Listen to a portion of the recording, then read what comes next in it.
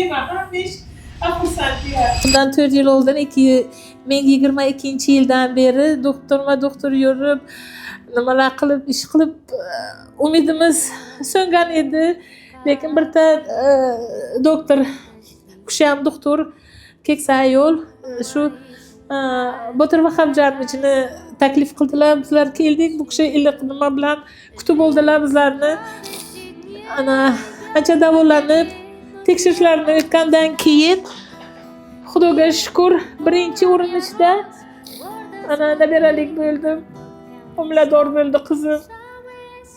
Homiladorlik paytida ham tinimsiz bevaqt, besoat, yarim kechasi bilan ham bezovta qilib unaqa qilsak agar doim telefonda doim ana maslahatlar bilan nimalar bilan bizlarni doim qo'llab-quvvatlab o'tirdilar. Xudoga shukr, 9 oyda qizimni kesish